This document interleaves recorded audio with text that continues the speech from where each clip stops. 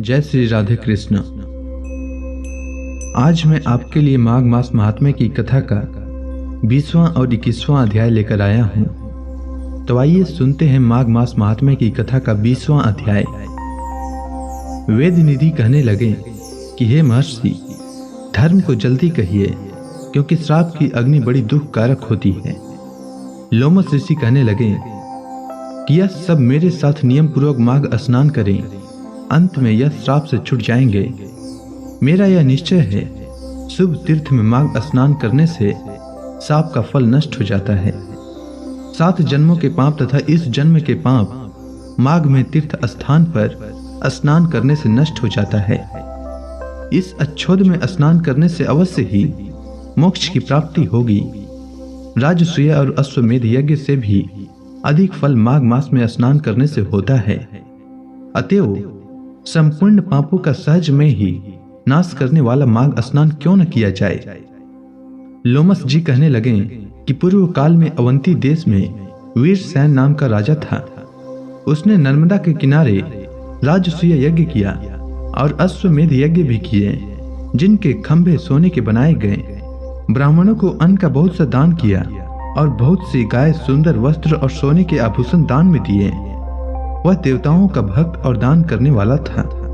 भद्रक नाम का एक ब्राह्मण, जो अत्यंत मूर्ख, कुलहीन, कृषि कार्य करने वाला, दुराचारी तथा अधर्मी था, वह भाई बंधुओं का त्यागा हुआ इधर उधर घूमता हुआ देव यात्रियों के साथ प्रयाग में आया और माघ में उनके साथ 3 दिन तक स्नान किया। वह 3 दिन में ही निष्पाप हो गया। फिर वह अपने घर चला आया। वह ब्राह्मण और राजा दोनों एक ही दिन मृत्यु को प्राप्त हुए। मैंने इन दोनों को बराबर इंद्रलोक में देखा। तेज, रूप, बल, स्त्री, वस्त्र और आभूषणों में दोनों समान थे। ऐसा देखकर उसके महात्म्य को क्या कहा जाए। राजसूय यज्ञ करने वाला स्वर्ग का सुख भोग कर फिर भी जन्म लेता है, परंतु संगम में स्नान करने वाला जन्म मरण से रहित हो जाता है।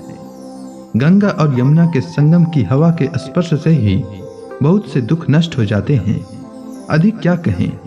और किसी भी तीर्थ में किए गए पाप माघ स्नान में, प्रयाग में स्नान करने से नष्ट हो जाते हैं।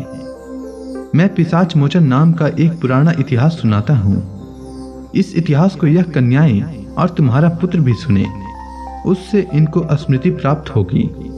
पुराने समय में देवद्युति नाम का बड़ा गंभीर और वेदों का पारंगत एक वैष्णव ब्राह्मण था। उसने पिशाच को निर्मुक्त किया था। वेद निधि कहने लगे कि वह कहाँ का रहने वाला, किसका पुत्र, किस पिशाच को उसने निर्मुक्त किया। आप विस्तार पूर्वक यह सब कथा सुनाइए।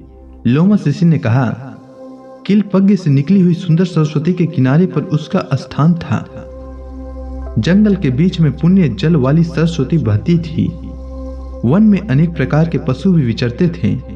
उस ब्राह्मण के श्राप के भय से पवन भी बहुत सुंदर चलती थी और वन चैत्र रथ के समान था। उस जगह धर्मात्मा देवद्युति रहता था। उसके पिता का नाम सुमित्र था और वह लक्ष्मी के वरदान से उत्पन्न हुआ था।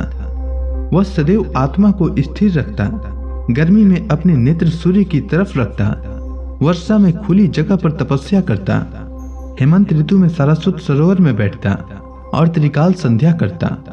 जितेंद्रिय और सत्यवादी भी था। अपने आप गिरे हुए फल और पत्तियों का भोजन करता था।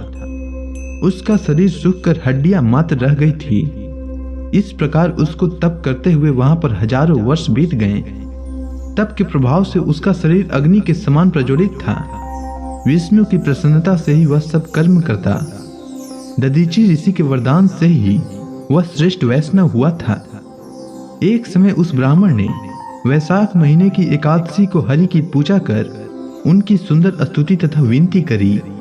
उसकी विनती सुनकर भगवान उसी समय गरुड़ पर चढ़कर उसके पास आए।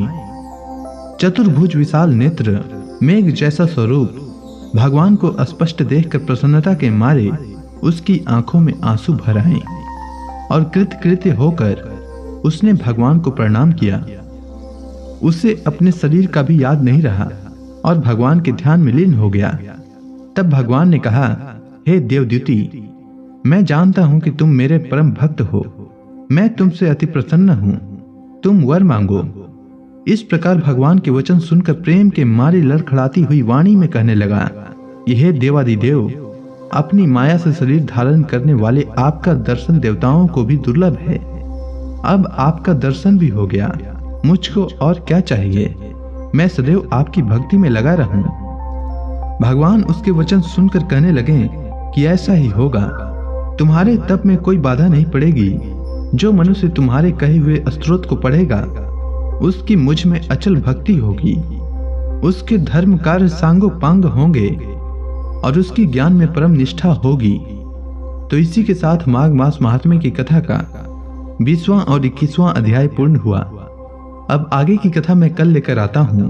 तब तक के लिए भगवान श्री कृष्ण का नाम लेते रहें।